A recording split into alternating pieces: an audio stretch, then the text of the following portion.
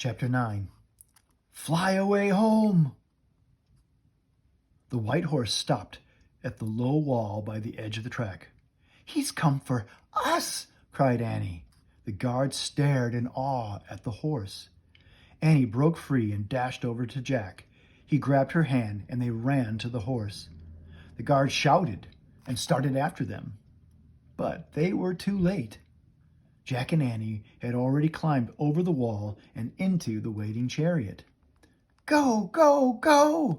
Annie cried to the huge white horse. The horse reared and pawed the air. The crowd stepped back from the wall. The guards froze. Jack looked up to where Plato was now standing. Plato smiled and waved at him. Then the white horse leaped forward, pulling the chariot behind him. Jack couldn't even wave back at Plato. All he could do was hold on tight as the horse galloped beside the Olympic racers. Jack bounced up and down. Dust and sand got in his eyes.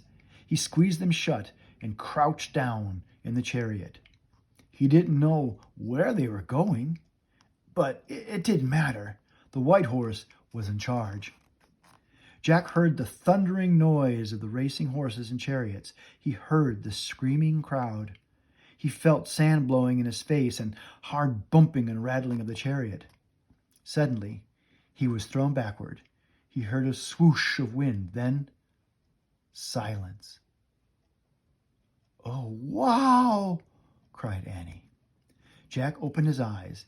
All he saw was blue sky. He pushed his glasses into place and looked around. "Help!" he cried. The white horse had grown giant, feathery wings and was pulling their chariot into the sky. Jack gripped the railing of the chariot and held on for his life.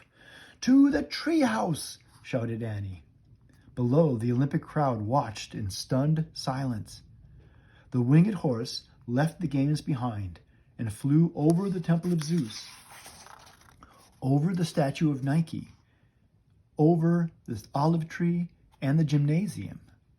On they went, over the poet's house, the Greek theater, and the field of white tents.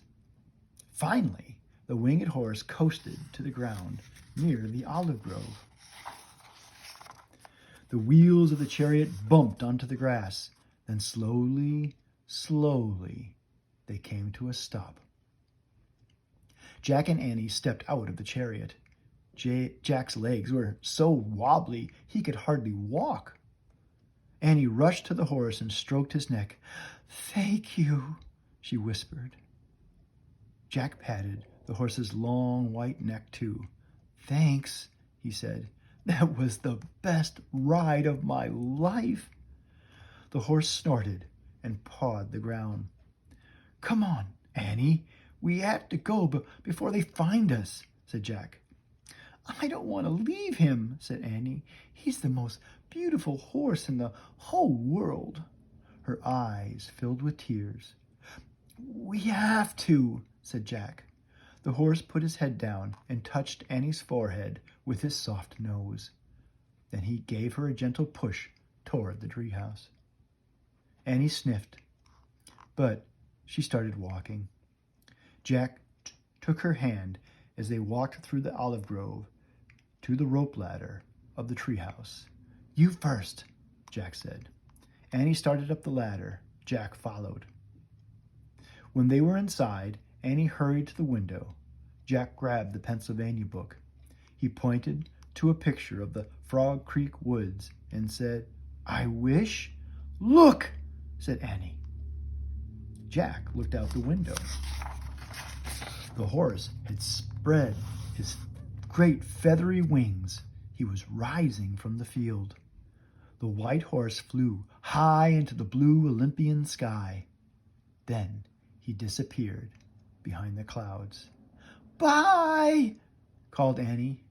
A tear rolled down her cheek. Jack pointed again at the Pennsylvania book. "I wish we could go there," he said. The wind started to blow. The treehouse began to spin. It spun faster and faster. Then everything was still, absolutely still.